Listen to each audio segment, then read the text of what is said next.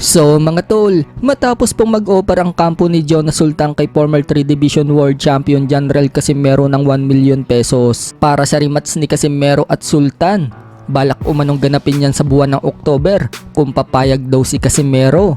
Kung saan binasag nga po ni Cuadro Alas at Coach Jason Casimero ang offer sa kanila ng 1 million pesos at sinabing sobrang liit umano ng offer sa kanila. So muli na naman pong nagsalita si Janrel Casimero tungkol dyan at pinayuhan si Jonas Sultan bilang kaibigan.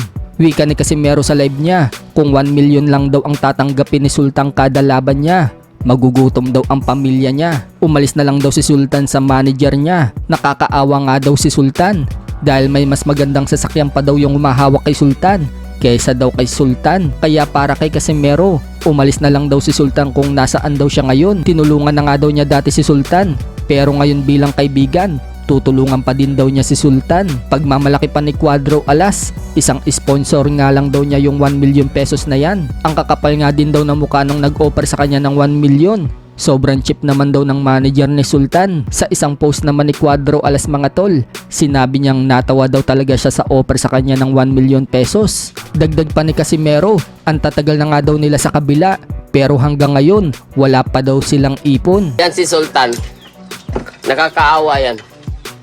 Alam mo yun kung bakit? Ganyan lang ba yung natatanggap niyang pira kapag lumalaban sa 1 milyon? Ako, ito, paalala ko lang kung dyan ka, Sultan, sa manager mo, umalis ka dyan. Milyon lang kikitain mo. Ako, sobrang cheap. Kung 1 million lang yung tatanggapin mo kapag every laban mo, gutom ka dyan. Kaya umalis ako sa mga ganyan kasi kunti lang yung matatanggap mo.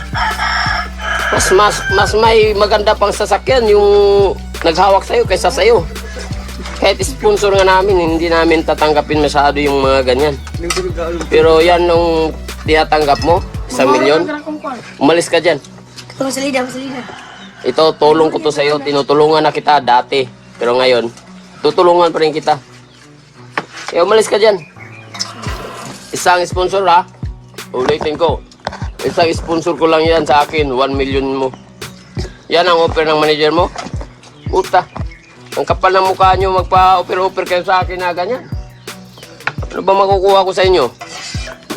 Yung 1 million nyo, isang sponsor ko lang yan.